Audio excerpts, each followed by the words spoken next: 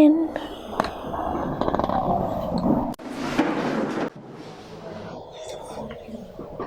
So we were interrupted yesterday by the rain. We were going through a quick explanation of World War II. As we explained World War II, I addressed one of the questions that came in that was regarding the two fronts of World War II, where we get Eastern and Western Front from. So we discussed that and finished that discussion in the Q&A last evening. So I will just place back up here what we had understood regarding World War II and the Fourth Diadochi War. I suspect yesterday I may have called it the Third Diadochi War, so if I did that, if you can please correct your notes, it was the Fourth Diadochi War. We marked 1979 to 1989 as a 10-year history, and it's the Third Diadochi War that gives us another witness for a 10-year history that leads us to 1989. Then we have 2014. And what do we mark at 2014? If we're talking about the Third Diadochi War, we can mark Ukraine. Sorry, the Fourth Diadochi War, it's the invasion of Ukraine by Russia. World War II gives us a pact between the King of the North and the King of the South, an alliance. In World War II, that was the Molotov-Ribbentrop Pact. We marked that in 2014, and then in 2016, from the Fourth Diadochi War, we have Ipsus. And it's a battle between the King of the North and a threefold enemy. We bring that to World War II, and we have the King of the North, Hitler, also take on a threefold enemy. That was Britain, France, and Poland, and he invades Poland. So you have a group of three versus the King of the North. And the King of the North and the King of the South for that battle are working together. This is the beginning of the war on the Western Front.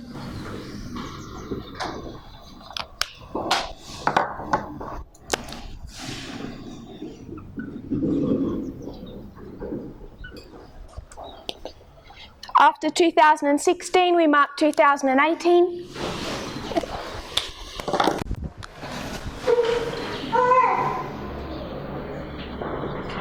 Pyrrhus gives us the Battle of Heraclea. So we have Ipsus, Heraclea, marked in October of 2018, October, November, December. So the Battle of Heraclea, in the history of World War II, we have a fracturing of the pact between the King of the North and the King of the South, but they're able to put that pact back together, and it lasts for another year, a little bit longer. We mark in 2019 the breaking of this pact entirely and the beginning of the war on the Eastern Front. This is when Hitler invaded the Soviet Union.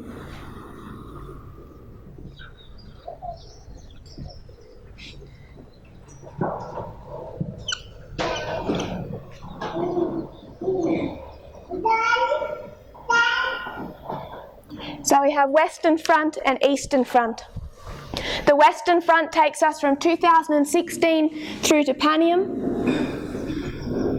and the Eastern Front takes us from 2019 at Raphia through to Panium.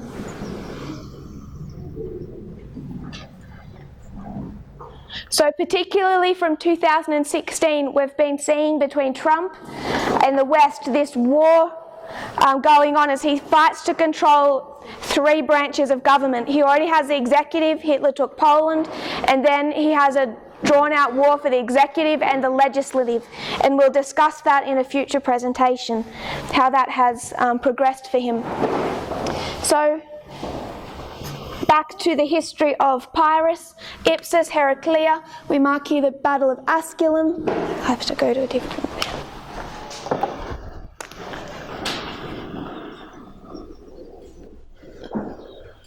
Ipsus,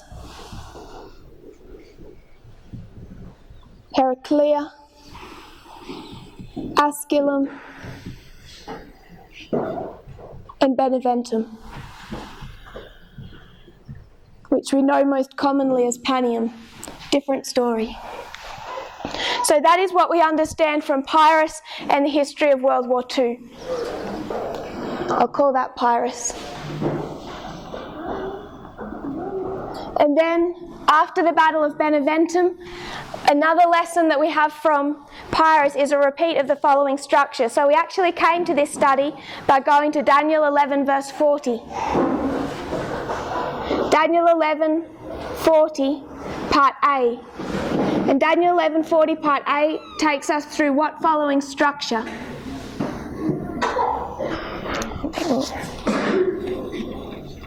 It takes us to the history of 1798. Prior to 1798, what do you have between the King of the North and the King of the South?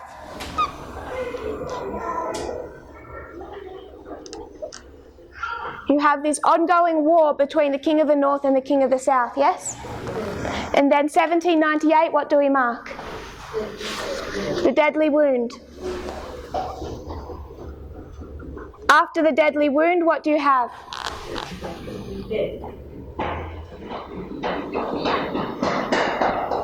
Deadly wound, death in 1799. And then in the future, we mark a resurrection. We take that to Daniel 11:40, part B, and we found the exact same structure. That we had 1989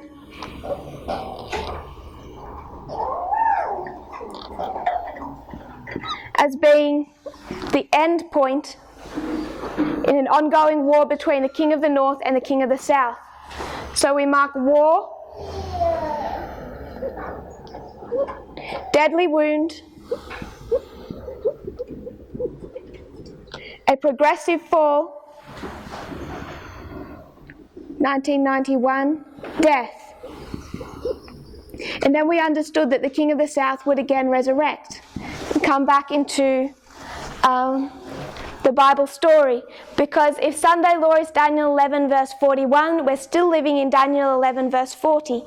So this is the model of part B of Daniel 11, 1989 marking the defeat of the King of the South.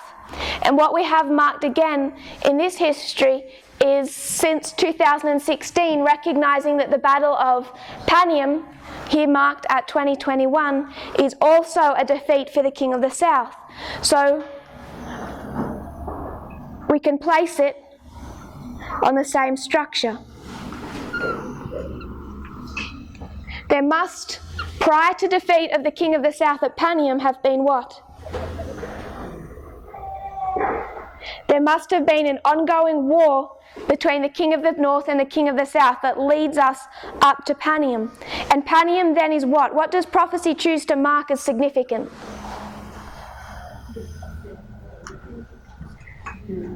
The deadly wound. So what do we know of the King of the South at Panium? Is it gone? It's going to start to fall, and when will it die? At the Sunday law, the death. And we know that this completes the story. It completes the story of resurrection. So this death will be final. So when we take the history of Pyrrhus, I just want us to remember it takes us through Ipsus, Heraclea, Asculum, and Beneventum. At Beneventum, Pyrrhus is defeated, but the south of Italy is not entirely conquered, and Pyrrhus is not killed. If we can remember that this is progressive, if you cast your mind back to those studies. This was what date, the Battle of Beneventum? This is 275, and this date? 272. And in between, I heard someone speak of the 273. So the Battle of Beneventum was 275 BC. Pyrrhus is defeated. The king of the south is defeated. The southern portion of Italy that Rome had been fighting for, the north had been fighting for, was inevitably lost to Rome, but it hadn't yet fully been taken and Pyrrhus hadn't been killed. It's fully taken in 272 with the fall of Tarentum, and it's also in 272 that we know Pyrrhus died in the streets of Argos. So I just wanted us to remember this history, and that it fits into the same structure that we had observed as in 1798 and 1989. And this can teach us quite a few things. It gives us license to overlay 1989 with the Battle of Panium, and that can teach us a number of things. Because in 1989, what do you have rising up? You have the United States rising up as a unilateral world superpower. So at Panium, you have the rise of the United States as a unilateral world superpower. As the King of the South falls from Panium to Sunday law, this is telling us also the story of the rise of the King of the North as a world dictatorship. He's no longer restrained by the King of the South. If we were to think about the Cold War, the United States restrained through that history by another superpower that had nuclear weapons and could serve as some type of bulwark against the power of the United States, as Russia is today. But as Russia falls in the history of Panium, that restraint is removed, and this is one of the main reasons that the United States is able to rise as this world superpower.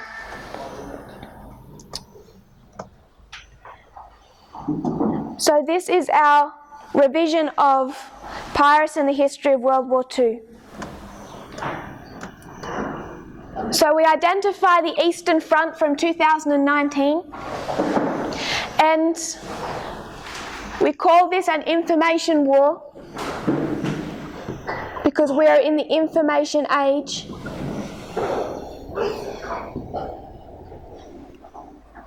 And what are they fighting for? What made the Soviet Union a superpower? So it's a superpower, it's alive in 1989 and it's dead in 1991. What then is the life that it has? So it has something in 1989 that it loses in 1991. That marks the death, yes? What was the only thing that it had that it lost in this history? Spheres of influence. So in the history from Second World War through 1989, it had all of this territory of Eastern Europe. It had Eastern Europe, all of these sub-states, these spheres of influence that we most often refer to it as. Had all these spheres of influence. From 1945 to 1989, it has these spheres of influence. 1989, that crack in the Berlin Wall, what does it start to lose? It's losing its grip on those countries. So, as it loses grip on those countries, prophecy symbolizes that as dying. So, 1989, it starts to, those Eastern satellite states start to slip out of the hand of the Soviet Union. And as they slip out, the King of the South, as the King of the South, as this restraint to the King of the North starts to die, and then December of 1991, the Soviet Union is dissolved, and all that's left is this weak, helpless Russia, and that is symbolized as death. It's lost its spheres of influence, it's lost Eastern Europe. So, what do we expect the King of the North and the King of the South to be fighting over today? Spheres of influence. This must be what makes the King of the South powerful. And once we have gone through World War I and World War II and go into our application, we want to discuss that in more detail. But it must be spheres of influence that the King of the North and the King of the South were fighting over. You may have heard of the Cuban Missile Crisis. I'll get into one of my pet topics again. You see the American right so upset about immigration, particularly immigration from South America.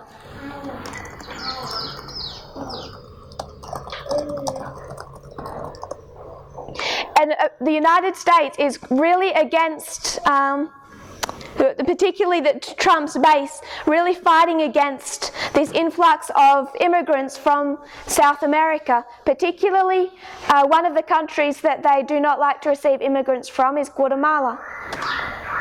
So in the history of the Cold War, you have all of these other little countries. It's not just Eastern Europe. There's other countries, and you probably all know the history of Cuba. But there's other countries across the world that are turning socialist, that are either allying with the United States or the Soviet Union, whether it's in the Middle East or in South America. It's not all just Eastern Europe. It's worldwide. So in the history of of the Cold War, I want to try and find the article for this. Began in 1953. Guatemala had a president who was elected by the people.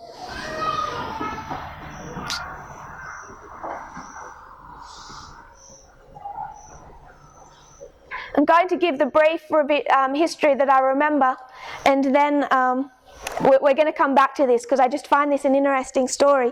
But you have Guatemala. They elect this president. He's a pretty good guy, and they have this issue in Guatemala.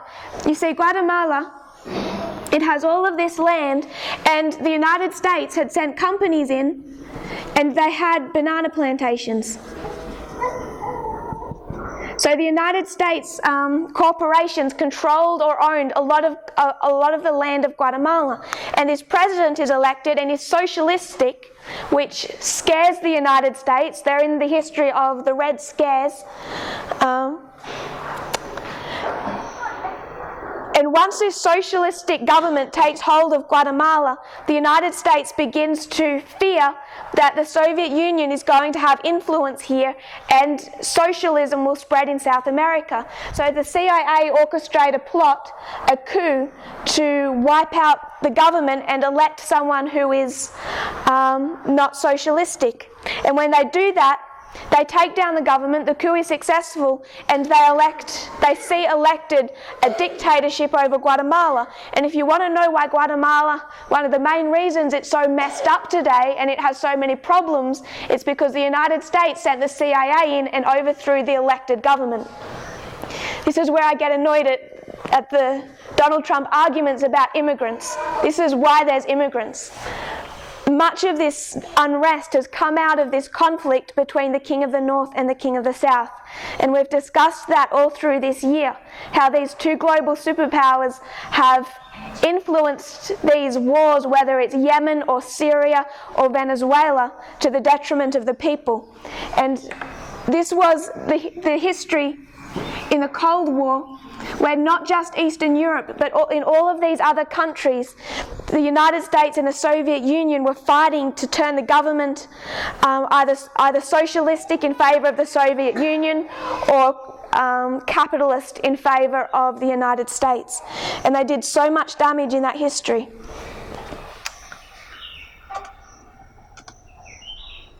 So they're fighting all through this war, 45 to 89, over spheres of influence. So we know that in this war that leads up to Panium, what they're fighting over is these spheres of influence.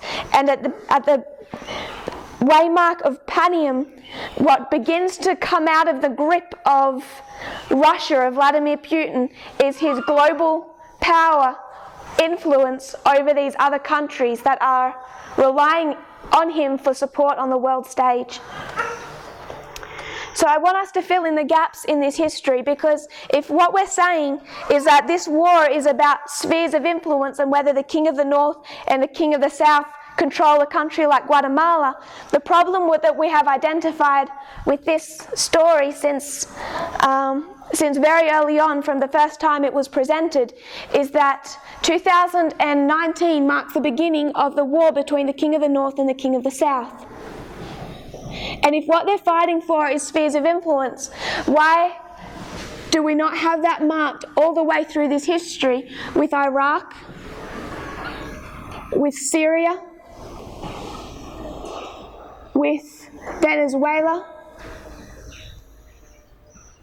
with Ukraine? They've been fighting over spheres of influence for a long time. It didn't begin this year. So if they've been fighting over it for a long time, that's already a description of what this war looks like. And this comes back to what we discussed yesterday. We need the first and the second woe to explain the third woe. We need the first and the second world wars to come together to explain the third. And this narrative only gives us the Second World War. It doesn't give us the history of the first. So we need to take the first and combine it with the second to have a completed picture. So I want to take us back, not back to World War I, but back to the history of the Diadochi Wars. We understood that the Fourth Diadochi War and that story of Pyrrhus combined with World War II gave us this line that we have above. And when we talk about the Fourth Diadochi War, it lines up with World War II. But what we identified was that this Fourth Diadochi War is a war between some major players, namely Antigonus and his son Demetrius, fighting against Seleucus, Ptolemy, Lysimachus, and Cassander. And for those of you, I know there's some people here that haven't seen any of those presentations. What this story is, this battle is the breakdown of Alexander the Great's empire. So Alexander the Great dies in 323 BC, and in Daniel 11 verse 4, it just tells us Alexander dies and his kingdom is divided into four. These four: Seleucus, Ptolemy, Lysimachus, and Cassander. So all the Bible narrative does is say Alexander dies and up comes four. But these four Diadochi Wars that you hear us speak about, they are the history between the death of Alexander and the rising up of these four generals. That process for it to go from 1 to 4 took 22 years. So Alexander died in 323 BC, and you have these four generals divide up his empire at the Battle of Ipsus in 301 BC. Just so you know where we are historically, we're in the midst of Daniel 11 verse 4, this breakdown of Alexander's empire. So we recognize that 22 years, that going from one horn to four horns, is these four wars, and this Fourth Diadochi War is what lines up with World War II. And what we recognized was that this Fourth Diadochi War is a war between Antigonus and his son and our four famous generals. But the Third Diadochi War was between the exact same players. So the third was between Antigonus and his son and our four generals. The fourth was between Antigonus and his son and our four generals, and all that happened is that there was an armistice in the middle and a break from fighting. A temporary peace before the same issues arose again and Antigonus restarted that war. And we know that World War II is just a continuation of World War I.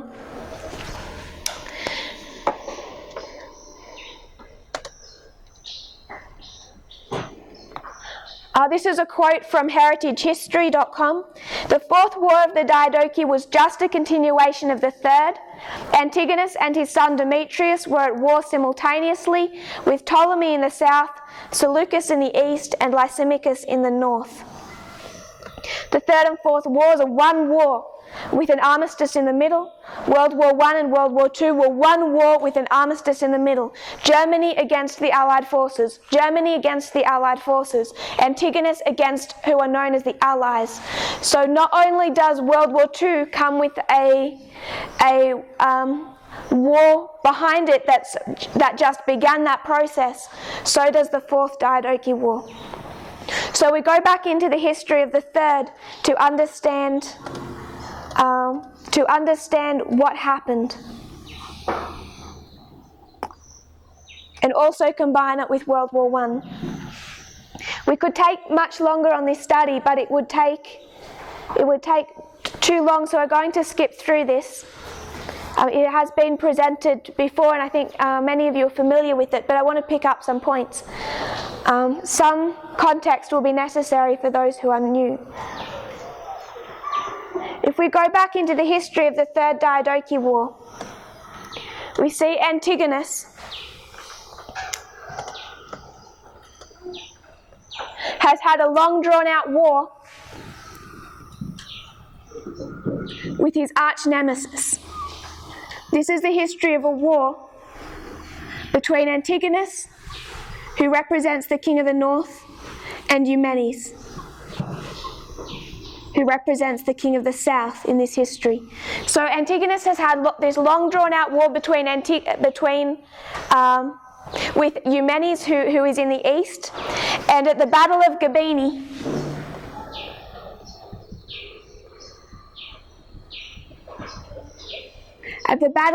Gabini, Antigonus defeats Eumenes.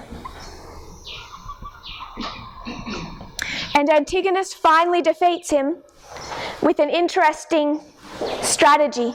First of all, Antigonus has two major allies through this war. He's fighting Eumenes. In the First and the Second Diadochi War, there's dozens of generals. By the end of the Second, most of those generals have died, been killed in battle or just subjected. So now there's just these five, Antigonus and these allies. Demetrius the son just working for his father at this stage. So there's these five left. Prior to this, there's also Eumenes, and Eumenes is extremely powerful. He has what is known as the silver shields. These were Antigonus's. These were the most highly trained. If you've ever heard of the special forces, what do they call them in the United States? The Marines. These were Alexander the Great's Marines. They were men who were in their 60s and 70s who had fought for Alexander the Great through all of his campaigns, and they were just machines of war. They were so strong and so powerful, and they were known as the Silver Shields, and they fought for Eumenes. So Eumenes had control of all of the east. He has control of the elite forces of Alexander the Great's remnants of his army. And in the time previously, he's come on the wrong side of all of these generals. So Antigonus is tasked with wiping him out, with destroying him. He's too powerful. So as Antigonus attempts to wipe out Eumenes, he creates two important allies. One of them is Python, and the second is Seleucus. So there's another general, a more insignificant general in that history, Python. And he has some territory,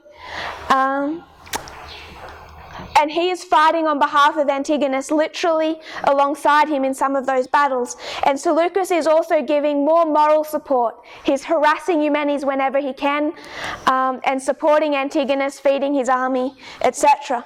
So these important allies, Python and Seleucus, are aiding Antigonus as he tries to wipe out Eumenes. At the Battle of Gabini, they finally come head to head, and you have Antigonus with Eumenes attack the forces of, Antigonus with Python come head to head at Gabini against Eumenes.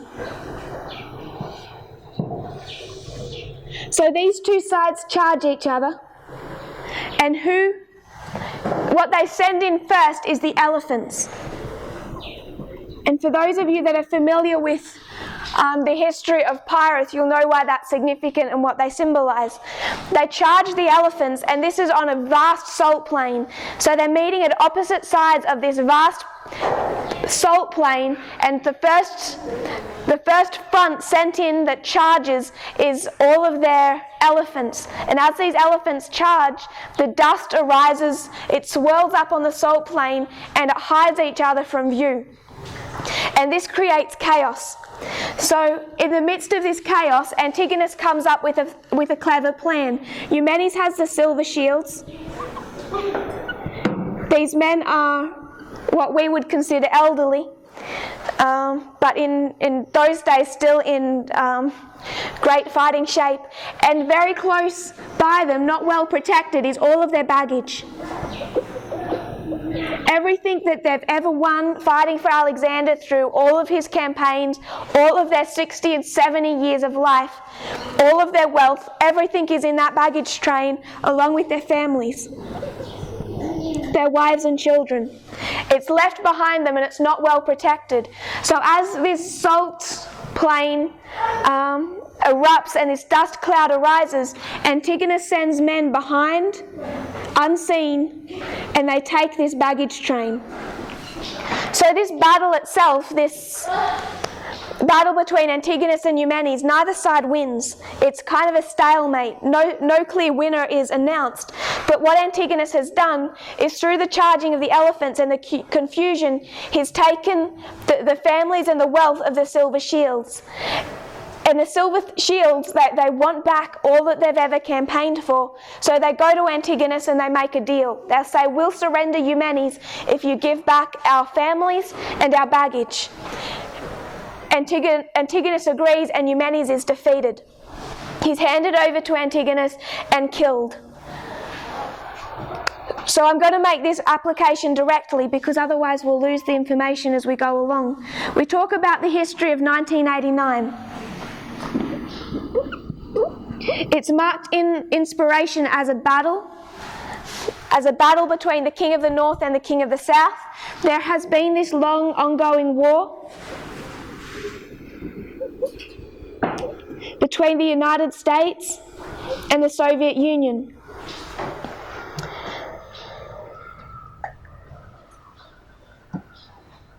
In 1989, we marked the defeat of the Soviet Union. Defeat in battle. And in that war, who were the two important allies that the United States had that finally caused its downfall? One of the main reasons the Soviet Union lost all of its strength in this history is it went into an ill-timed, ill-thought-out war in Afghanistan. And this is known as the 10-year Afghanistan War from 1979 to 1989.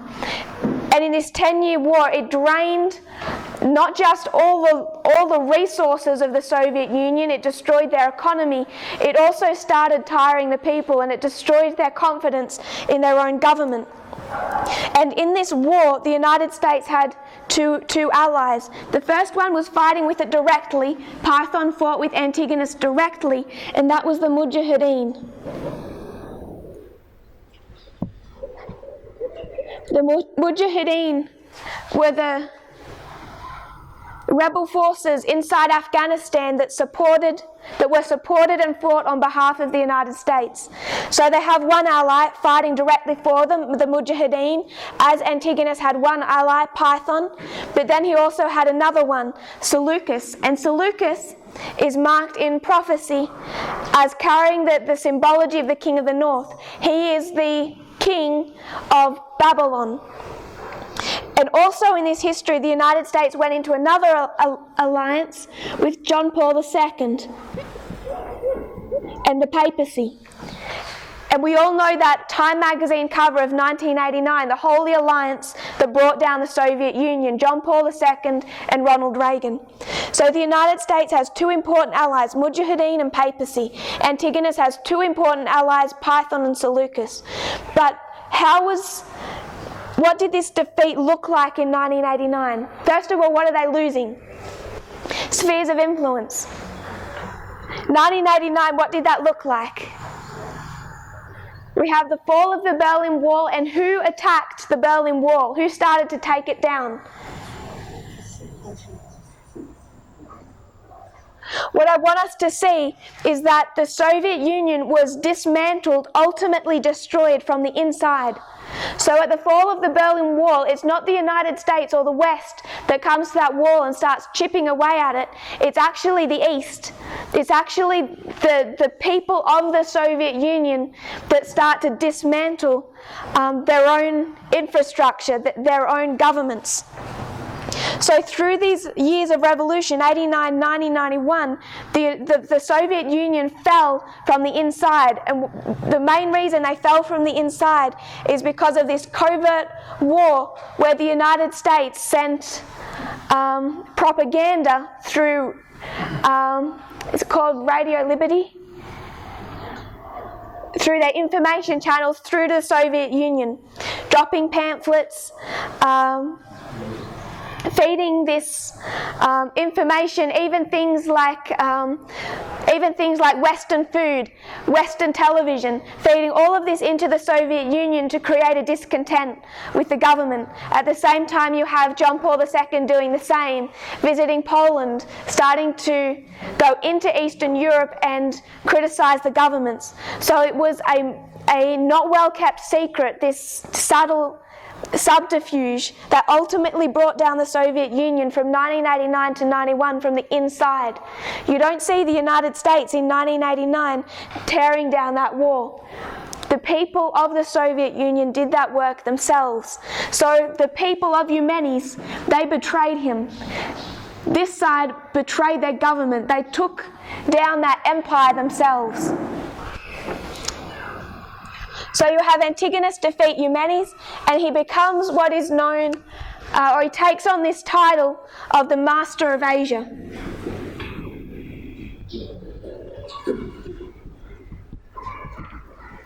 Antigonus titles himself the Master of Asia, and he is now a superpower. He has a massive empire that stretches all through the east, all the way into the west.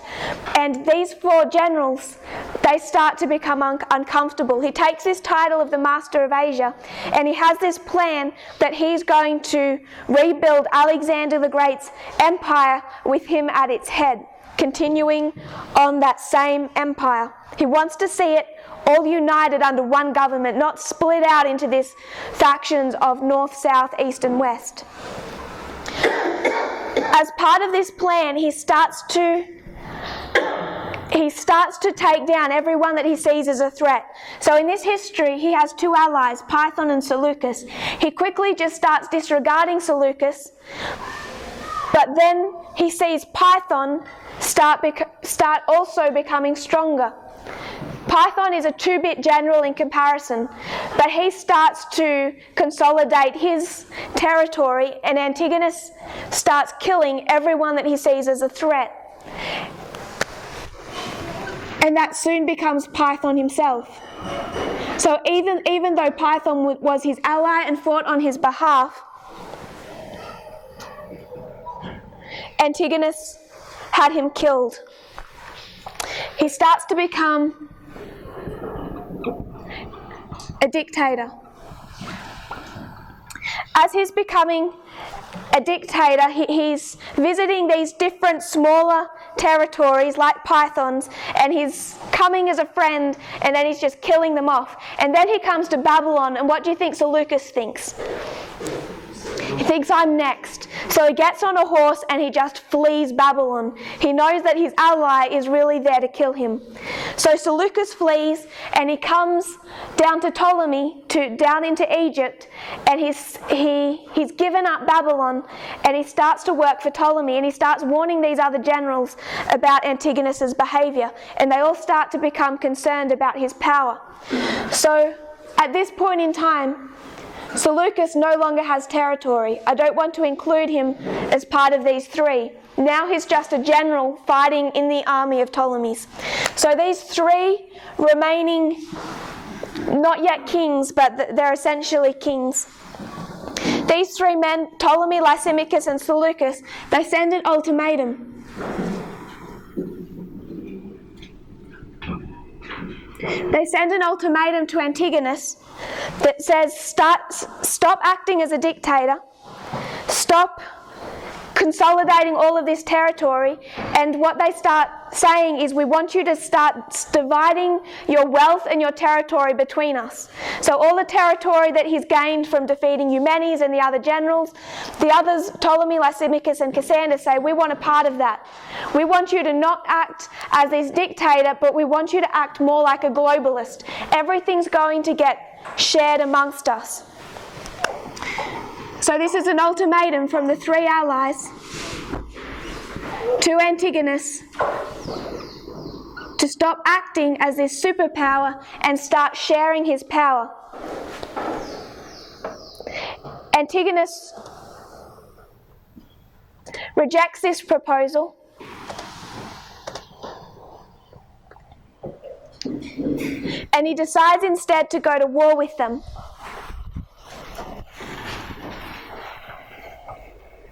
So he goes to war with our three allies, and he begins that by attacking the territory of Ptolemy.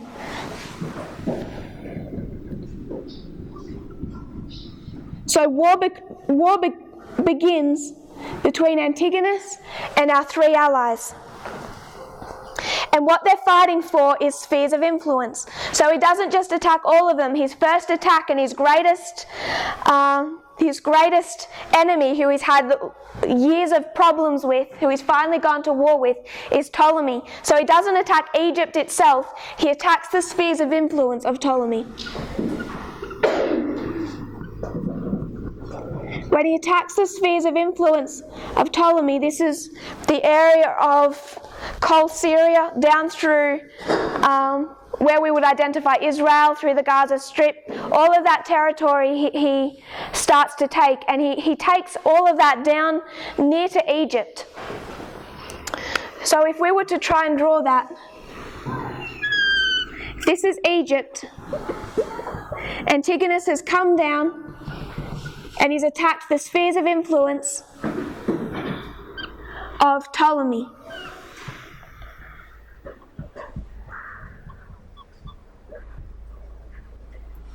Ptolemy didn't have direct control, but he had the recognized authority over these territories. Antigonus, I want to mention by this stage, he's so powerful, he's as powerful as the other three generals combined. So he's no idle threat. He takes all of this territory and then he leaves his son Demetrius to hold it. And he travels back up to start warring against Lysimachus and Cassander. Demetrius is holding this territory and his generals are telling him, whatever you do, don't fight Ptolemy because you won't win. Demetrius is young, he's never fought a battle without his father. Ptolemy is a seasoned general, trained under Alexander the Great, and they're telling him, you've never fought a battle without your father, there's no way you can fight against Ptolemy and win. So Antigonus has left him to control it, but his generals are telling him wisdom would dictate, don't fight. Ptolemy sees the opportunity and he marches out and attacks Demetrius, and they meet at Gaza. They meet at Gaza, and Demetrius, against the advice of his generals, they've told him not to fight, but he does, and it's known as the Battle of Gaza. At this battle, Ptolemy just annihilates him. He wipes out his forces and Demetrius flees back up north. Demetrius flees north and Ptolemy marches up and he takes all of the territory that he'd lost. He marches up and takes all that territory, all the way up through Syria. Antigonus sees this and he rushes to the aid of his son. He rushes to the aid of his son and he comes back and they start pushing Ptolemy back down towards Egypt. And united again with his father and all of the other troops, they succeed in coming down and retaking all of the territory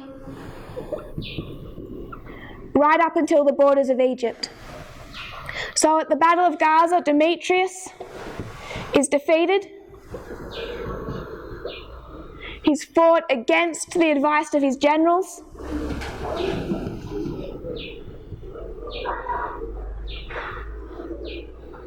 And he flees north.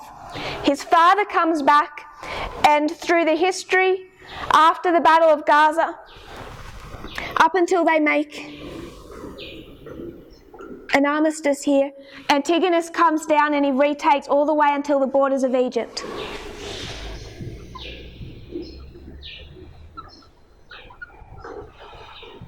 And he's tempted to take Egypt itself, but there's been something significant happen in this history that I want us to store in our brains because it becomes quite relevant. After the Battle of Gaza, what does that open up the possibility for? The Battle of Gaza, you have Ptolemy and Seleucus fighting together. At that battle, Ptolemy is fighting with Seleucus as one of his generals. When Seleucus wins the Battle of Gaza, when Ptolemy wins the Battle of Gaza, Seleucus sees an opportunity and he takes a small force and he goes back and he retakes Babylon. So this is the rise of Seleucus. He's going to begin to rise there, and I want to mark that he hasn't fully risen right in this history, but he runs back and he takes back he takes back Babylon.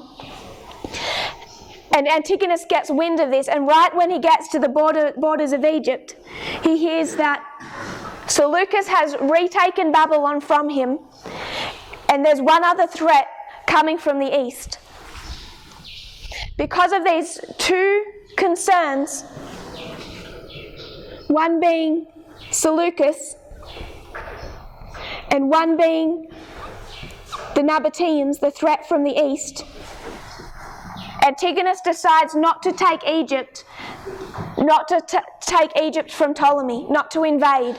So he only goes to the borders of Egypt, and then he decides to make peace, and it's known as the Peace of the Dynasts.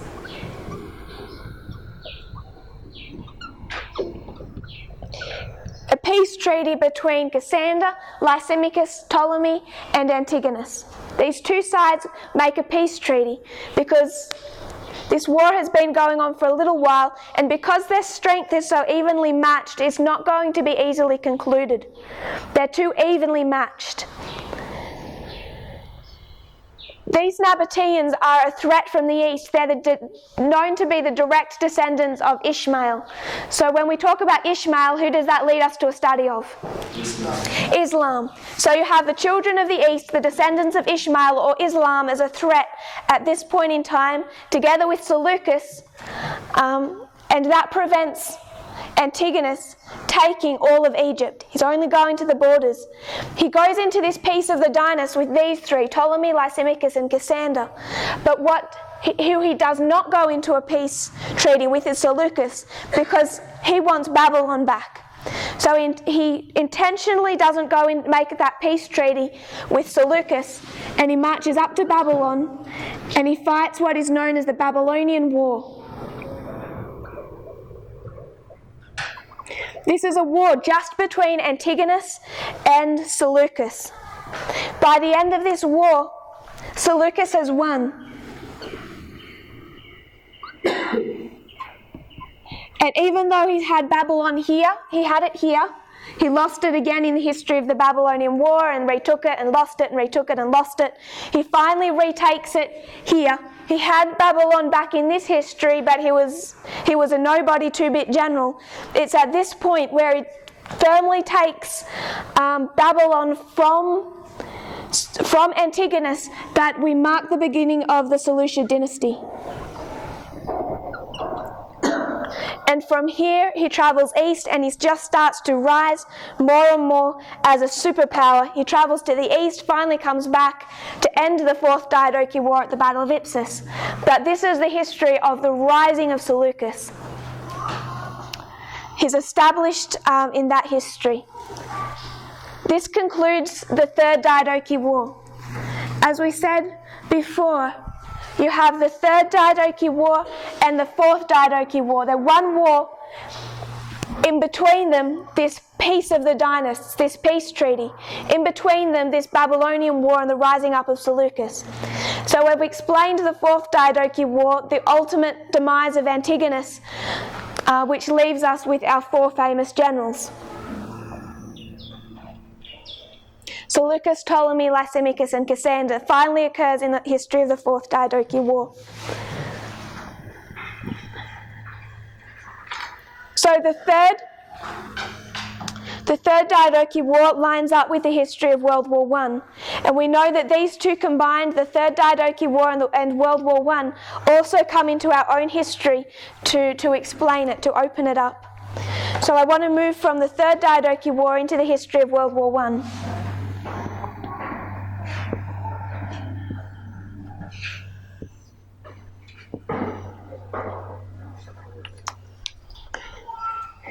Again, we'll have to give a little bit of a background. This is the beginning of World War I. Is a complicated and difficult history. It's not an easy one to pin down the exact causes, or the exact cause. There's multiple causes that led to the First World War. But I think everyone acknowledges that the ultimate cause factor was this tension between Austria-Hungary and Serbia. And that was in fact where the war began. So there's been this long conflict that existing between Austria-Hungary and Serbia. And there was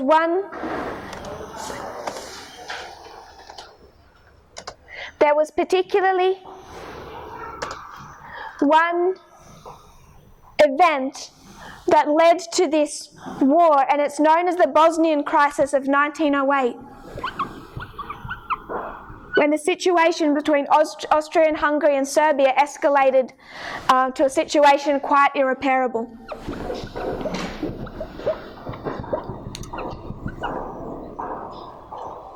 So it's the Bosnian Crisis of 1908. So I want to step back a little and just give a picture of what's happening in this history. You have Germany in the west and Russia in the east. And who is Germany? And who is Russia? And I want to make the point that when it comes to this history of World War I, Germany and Austria-Hungary only worked together. They made every step in unison. So I want to combine Austria-Hungary with Germany as the King of the North. And now the reason for it being its symbology, it is the two-horned power. And we know that it's the two-horned power in this history. So just an interesting detail that having two gives us. This is the rise of the United States, yes? It's the rise of the United States symbolized by Germany, but you also see the destruction of Austria-Hungary. And what do we know is destroyed within this reform line? The United States as a two-horned power. So it's actually giving us more information about the fall of the United States as a lamb-like beast. So we have Austria-Hungary and Germany, and they worked in unison. Austria-Hungary didn't even declare war until they had permission from the Kaiser of Germany. So you have Austria-Hungary and Germany, and they have a problem, particularly Austria-Hungary, with Serbia.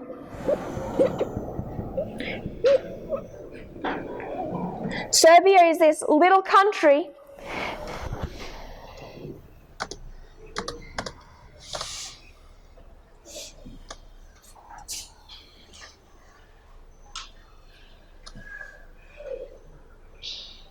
just looking for the word.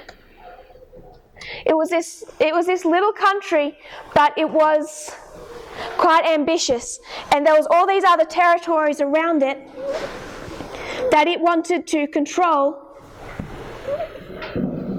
and really unite all of the Slavs into one territory. So it wanted to take all of these Slavic states and unite them, and one of them was Bosnia.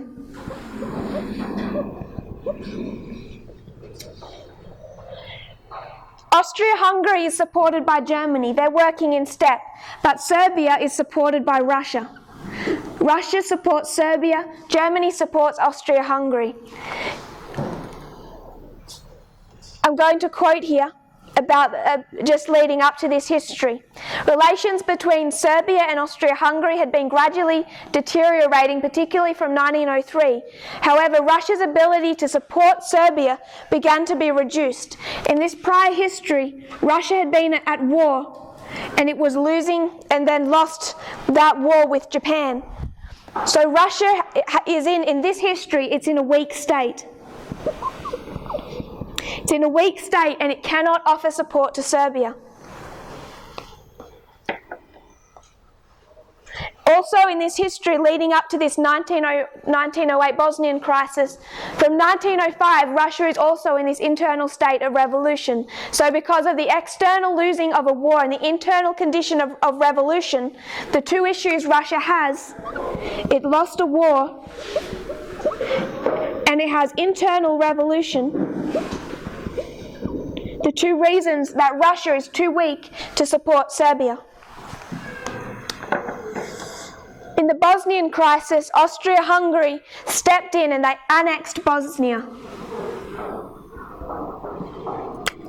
They took Bosnia as part of the Austrian-Hungarian Empire, and this upset Serbia no end. The Serbs were furious, not just because Serbian people lived in Bosnia, nor even because they just hoped to conquer Bosnia themselves, but because that they had a financial interest in Bosnia. And this was able to give Austria-Hungary economic leverage over Serbia. So there's an economic reason that Serbia wants control of Bosnia. Instead, Austria-Hungary take it.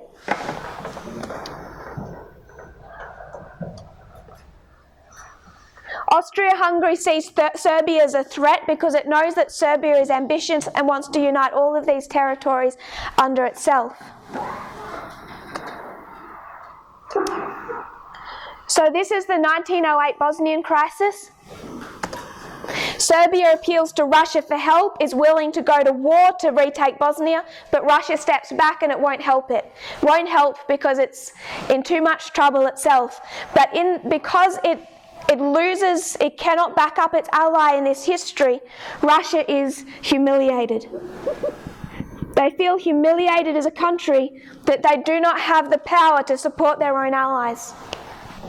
And again, just because of the complications of this history, we made application. I would rather make application directly now,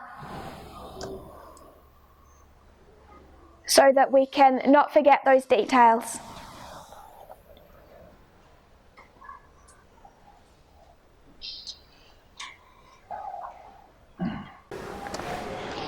In the history of 1979 to 1989, there's another crisis developing. This is the history of a conflict between Iran and Iraq. So Iran undergoes a revolution in 1979. They turn into the Iran we know today.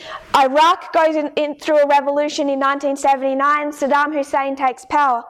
And those two newly formed identities are at ideological odds and they quickly go to war. So there's a war between Iran and Iraq in this history. Iraq is not able to win that war. It ends in a stalemate.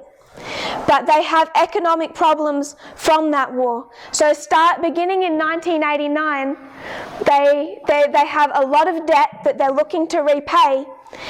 And one of the territories that they want to get that the repayment of that debt from is Kuwait.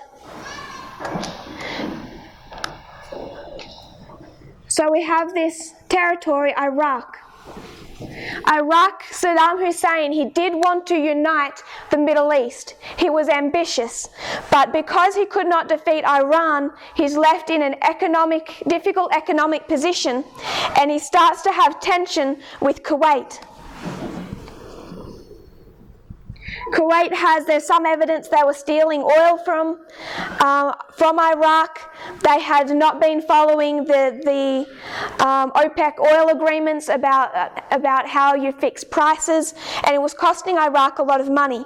So he decided that he wanted to take Kuwait, and he stepped in there in the history of 1990, and he invaded Kuwait.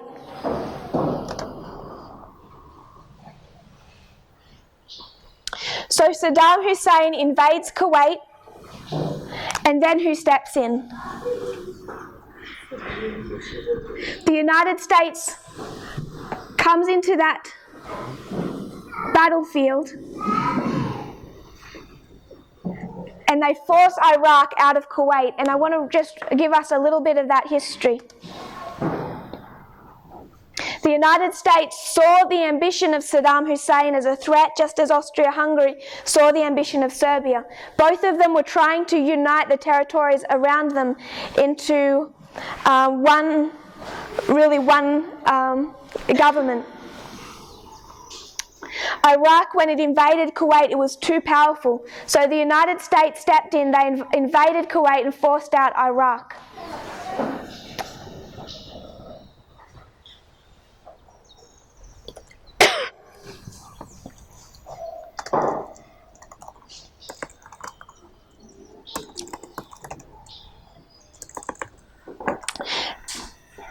They took Kuwait from Iraq, and this, not just did they take it from Iraq, they then went and really did a work to destroy the economy of Iraq. But Iraq had an old Cold War ally in the Soviet Union. So through this history of 89 to 91, the Soviet Union, which originally had been supportive of Saddam Hussein and Iraq, going back through the history of the Cold War, is not able to support Iraq in this Gulf War crisis. And instead, Iraq loses Kuwait to the United States, and this creates an economic problem. Austria-Hungary had economic leverage over Serbia through the taking of Bosnia. The United States had economic leverage over Iraq through the taking of Kuwait. Russia was supposed to support Serbia, but it's too weak because it has lost a war and it's undergoing an internal revolution. So the Soviet Union could not step in and support their ally because they had just lost the Cold War in the history of 1991, and they were also going through internal revolution.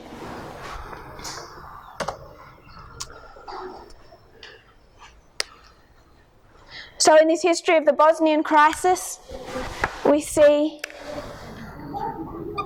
Serbia line up with Iraq. This conflict over Bosnia line up with Kuwait. Austria-Hungary lining up with the United States. And Russia, too weak and humiliated through this crisis, lining up with the Soviet Union.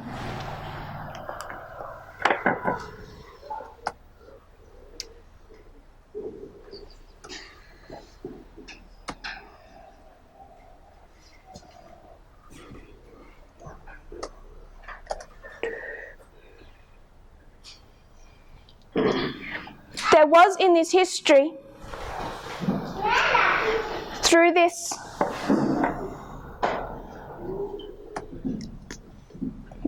I lost my place.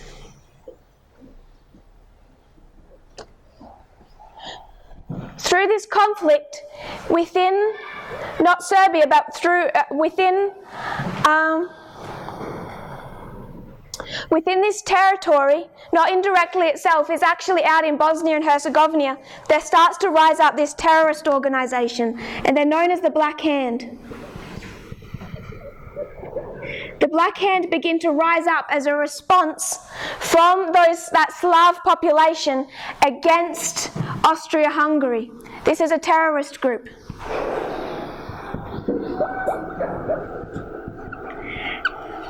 and they decide to strike in 1914 and assassinate Archduke Franz Ferdinand.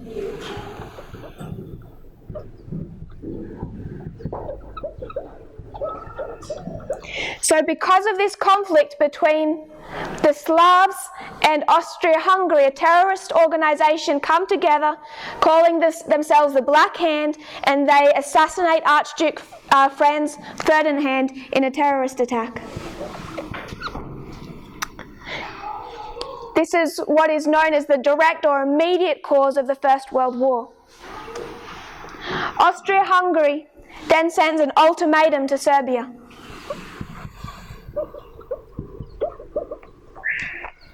And I'll rub out this dynamic here for space.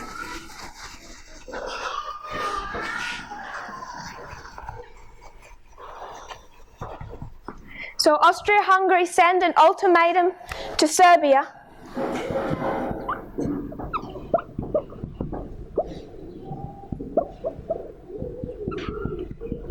that essentially says, if you don't fulfill these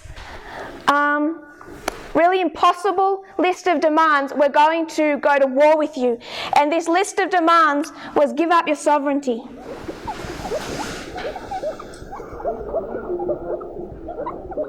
So Austria-Hungary says to Serbia through this ultimatum, you're either going to give up your sovereignty or we're going to invade you. Serbia fulfills most of the requirements in that ultimatum. They go a long way to avoiding war. So much so that even Germany and those other European countries believe that there will be no war. They think that Serbia has done enough to satisfy Austria-Hungary. But Austria-Hungary had wanted a war with Serbia for a long time. They were only looking for an excuse. So they were never going to be satisfied with anything. They were determined to have this war. So despite the fact that Serbia had fulfilled most of the demands of that ultimatum, just short of giving up their sovereignty, it was on July 28, 1914, that the First World War began, with Austria-Hungary invading Serbia. So Austria-Hungary invades Serbia, and this, in a matter of days, begins a war on how many fronts? This begins a war on two fronts. You have the Eastern Front and the Western Front beginning at the same time. So as soon as Austria-Hungary invades Serbia, you see Russia start mobilizing, Germany starts mobilizing, and then it's an all-out war between the East and the West. And Germany is fighting a war on two fronts, and we explained that yesterday in the First World War, how Germany is here and they're fighting against Russia now. Russia has gone to war because it's humiliated in this history. It couldn't protect Serbia in 1908, and they say, we're never going to let that happen again. If Serbia is threatened again, we will defend you. And when Serbia is threatened again, Russia at all costs will protect it. So Germany and Austria-Hungary fighting a war on that front, also fighting against Britain and France. So Germany starts coming up with an interesting plan. This war has been dragging on for too long, and they decide that if they're going to win this war, they need to end the war on one of these fronts. They can't keep fighting on both the East and the West. So they decide to end the war on the Eastern Front through strategy. Now I'm going to read here some of the history. Particularly, this is the history of 1917. So there's been internal problems within Russia for quite some time. And you will all know someone known as Vladimir Lenin. So in the 10 years leading up to 1917, through all of this history, Lenin has been hiding out in Switzerland. He's a controversial figure inside Russia. He's not safe there. So he's hiding out inside Switzerland. And everyone knows that he wants to overthrow the Russian government. So what Germany does is they take him from exile in Switzerland and they put him on a sealed train and they post him through Germany, through all the Eastern Front and into Russia. So Germany knowingly planned the Russian Revolution, taking Lenin from Switzerland in a sealed boxcar and sending him by train through to Russia, hoping that he would fulfill what everyone knew he desired in overthrowing the Russian government. And in this history, what is Lenin saying? He's saying, if I took power, I'll end the war. I'll end the war between Russia and Germany. Ludendorff, the famous German general, he says, Lenin, he will overthrow the Russian patriots and then I will strangle him and all his friends. So Ludendorff is saying, sending him in, he's going to overthrow the Russian patriots and then I'll just destroy him. There's a telegram in Berlin, in a historical museum, that was sent through to the German government that read, Lenin has arrived safely in Russia. He's doing just what we wanted him to do.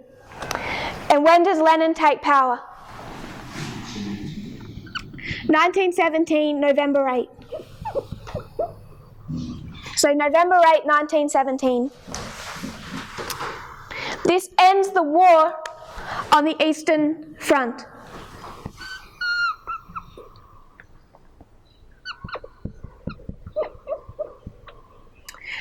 When Lenin takes power in November 8 of 1917, he shortly after fulfills his promise, and on March the 3rd of 1918 he ends that war. And this is known as the Treaty of Brest-Litovsk.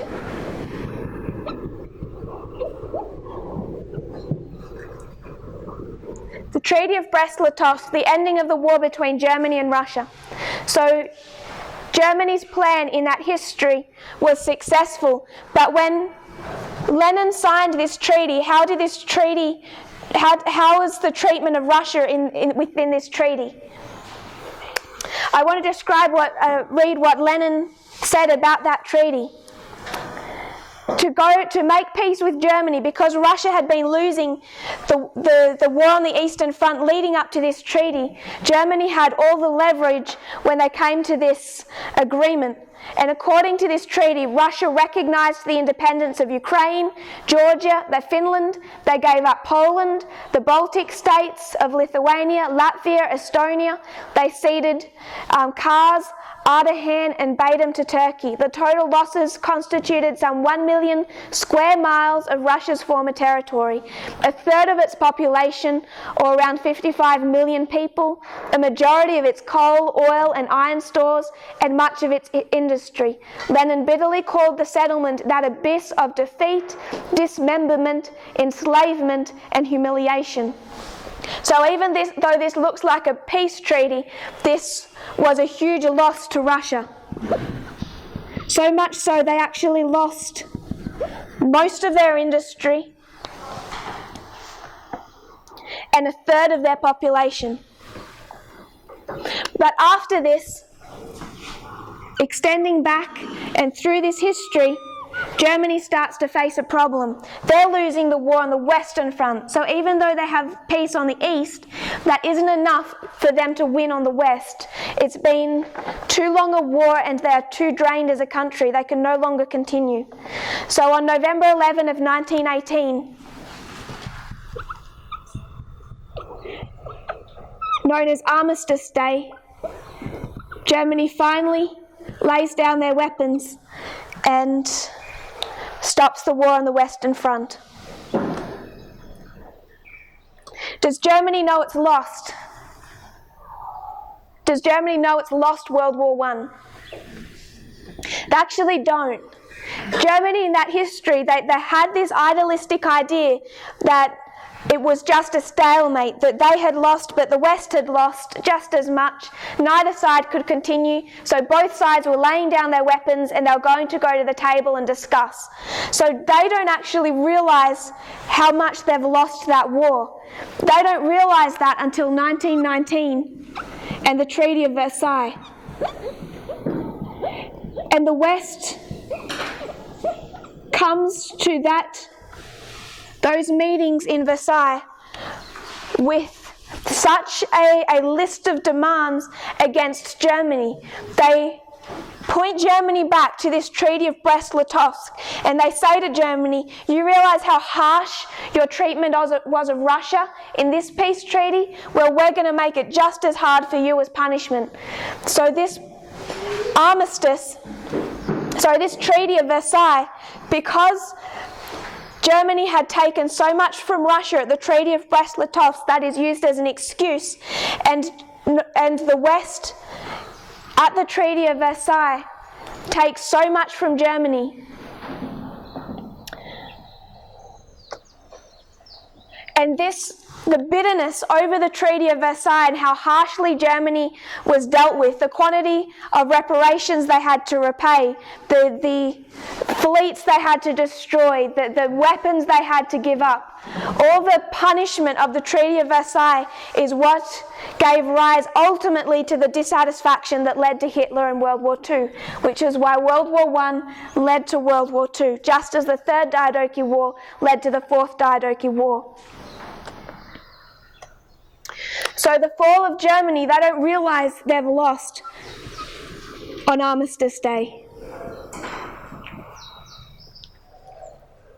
They don't realise that until they're forced to sign the Treaty of Versailles in 1919. So we come down and we make applications. We've already made application of the Fourth Diadochi War and World War II, and now we want to make application of the Third Diadochi War and World War I, because we know that World War I plus World War II equals World War III. We must combine them to understand our own time. So we began to do that just with this first waymark because of the complications of the war with Yemenis and the complications of the Bosnian crisis and the beginning of World War I. So Iraq went through a revolution in 1979 to 89. We saw the rise of Saddam Hussein. Iraq wants to unite all the Middle East under their sphere of influence. The United States sees that as a threat. Iraq would have power over so much of the global oil supply, the world's lifeblood, and they'd come into conflict over Kuwait, which we lined up with the conflict over Bosnia. Iraq's traditional ally was the Soviet Union, as Serbia's was Russia, but their ally is too weak to support them. And we see Iraq in this history weakened to such an extent. And through this history of the Gulf War, by the way, in this history, 1990, you have George Bush stand up. He's starting to act like as a unilateral power. He's talking about a new world order where the United States is in control as a global policeman. He's essentially following the same path as Antigonus. Antigonus was starting to act as a unilateral superpower, and so was George Bush in this history. And he gives a speech about what this new world order is going to look like on September 11, 1990. September 11 of 1990, he gets up and he gives this famous speech to Congress where he speaks about the world entering into this new phase of the new world order. And he says this in the context of what he's going to do to the Middle East. So some elements within the Middle East, how do they feel about that? Not very favourable to this global policeman. So a terrorist organisation begins to form, Al-Qaeda. And they launch a terrorist attack on 9/11 of 2001. And why did they choose 9/11? It's not proven, but it's widely believed to be a direct response to this unilateral behaviour of the United States in the Gulf War. So because of the way the United States was behaving towards the Middle East in the 1989 to 91 history, particularly being marked with a speech to Congress on 9/11, then timed to also make a direct attack on the United States as a superpower is timed to 9/11/2001 by Al-Qaeda.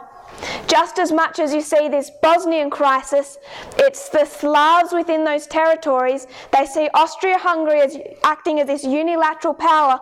They form this terrorist organisation and they're going to make a direct attack against it. And this is where we see this conflict begin.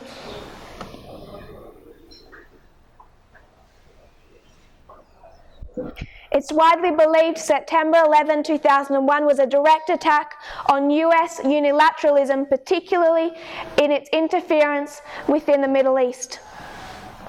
So in 2001 you have this terrorist attack, and who does the United States blame for it? They blame Iraq, and the United States sends an ultimatum to Iraq. And it has quite a few things on their list of demands, but one of the key demands that they gave in that final ultimatum to Saddam Hussein was that Saddam Hussein had to step down from power and leave the country. He's telling him to give up his sovereignty to the United States. Now, Iraq fulfilled most of the expectations from this history, so much so that the world, the UN, thought that war was averted. They didn't think that the United States would invade, which brings us up to this history. There's other people that are also starting to tell the United States, hey, you're starting to act like a global dictator. And those other three in this history, it's Ptolemy, Lysimachus, and Cassander. In this history, you also have three allies stand up to the United States, and that is France, Germany, and Russia. And they also send an ultimatum to the United States. And they tell the United States, they tell George Bush, if you try and go to war with Iraq, we're going to block you through the UN Security Council. We're going to use our veto powers to prevent you invading Iraq. So connecting this history, we have the Battle of Gabini.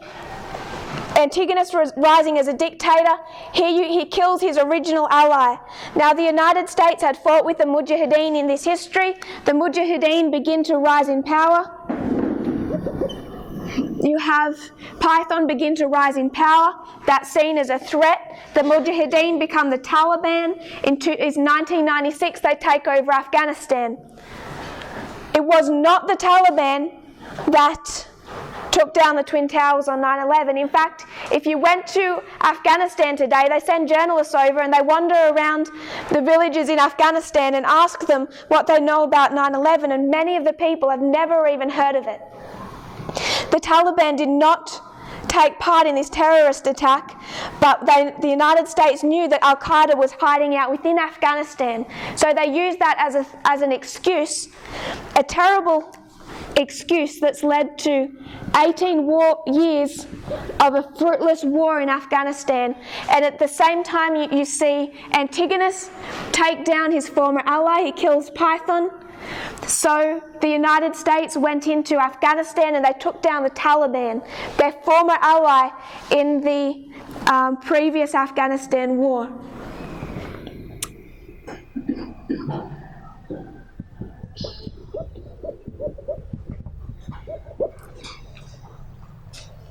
Afghanistan isn't enough, they also want to invade Iraq. We see this ultimatum. There's two ultimatums in our history. Three allies against the King of the North. France, Germany, Russia, saying stop acting as a dictator, start sharing, we're the UN, remember that. You have another ultimatum from the King of the North to its small country, saying give up your sovereignty to us. You had the United States say to Saddam Hussein, give up your sovereignty to us, step back from power. When they failed to fulfill this clause, the giving up of sovereignty, you have an invasion of Serbia, an invasion of Iraq.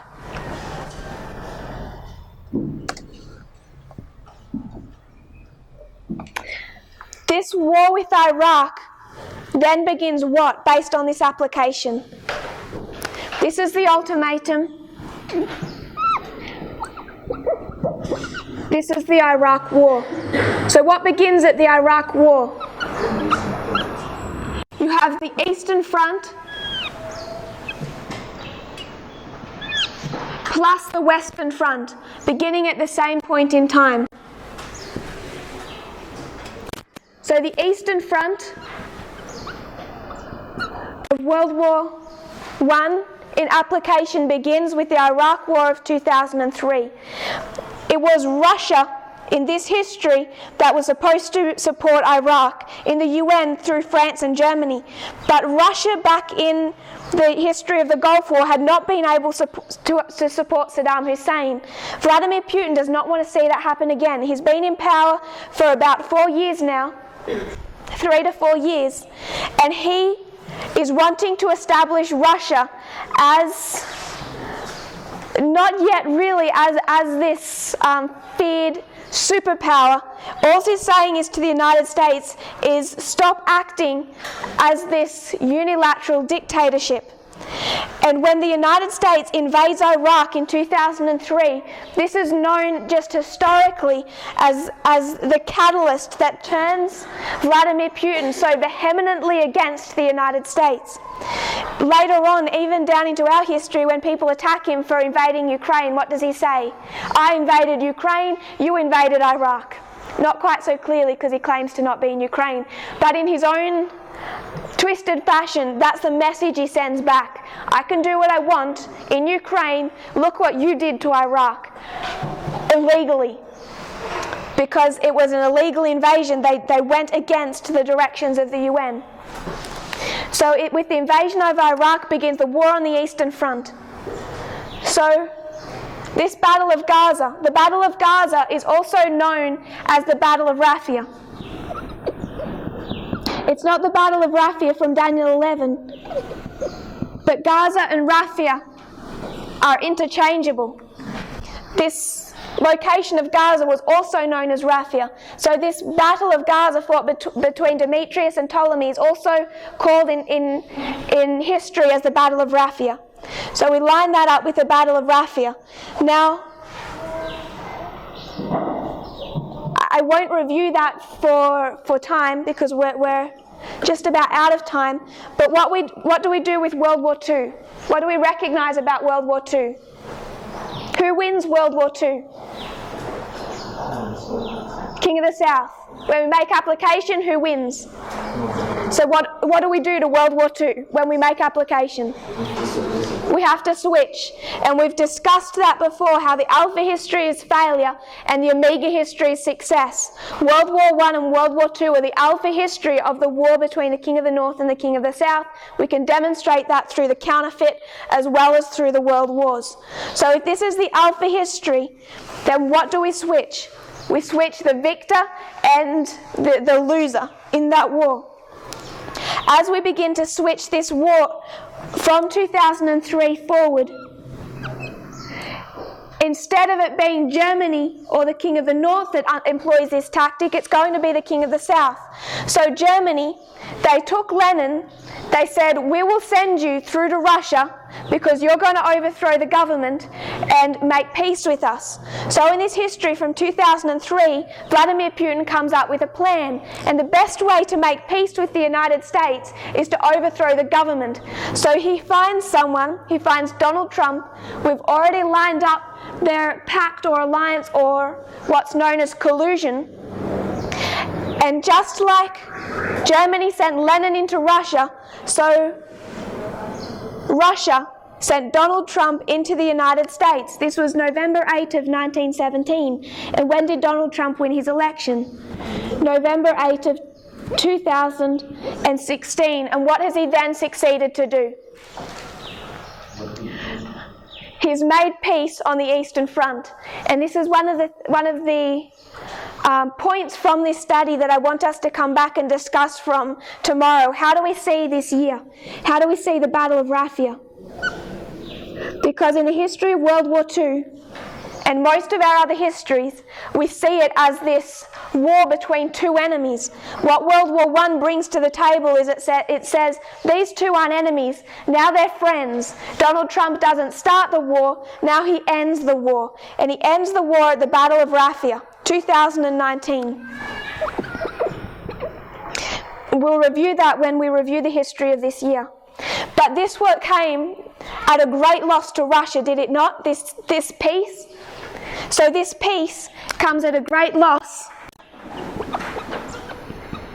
to the United States. Came at a great loss to the King of the South in the Alpha history, comes at a great loss to the King of the North in the Omega history. It was more than a peace. But then what do we know is going to happen?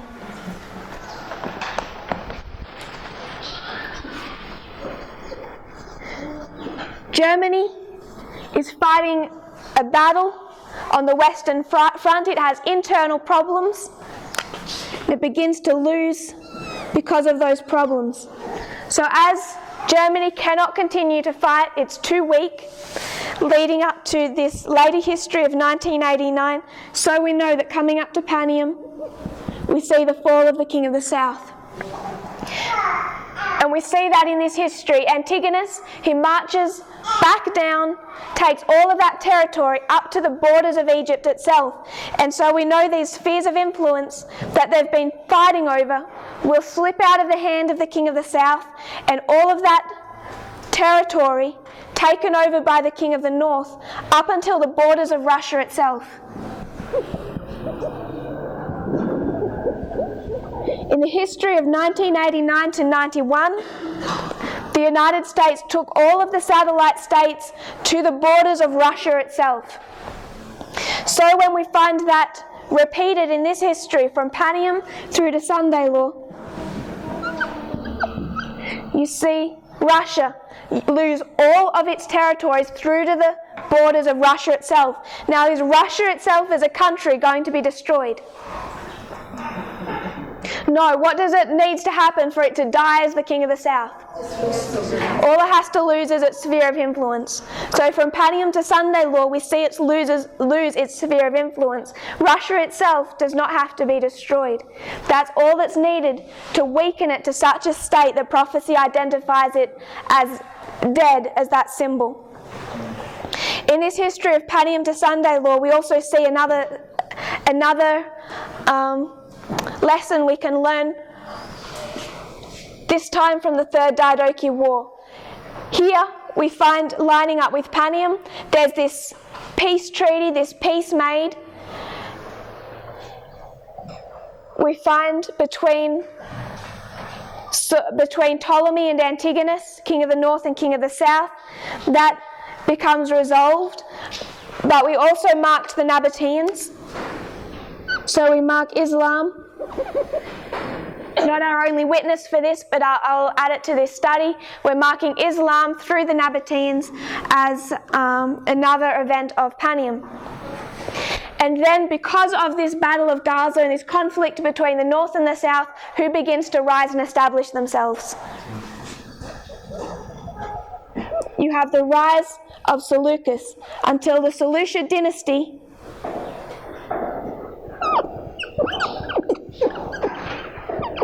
it's fully established and operational at the Sunday Law. And the Seleucid dynasty, the King of the North in this history, bringing it back to here, is in an alliance with the Mujahideen and the papacy being marked by Seleucus.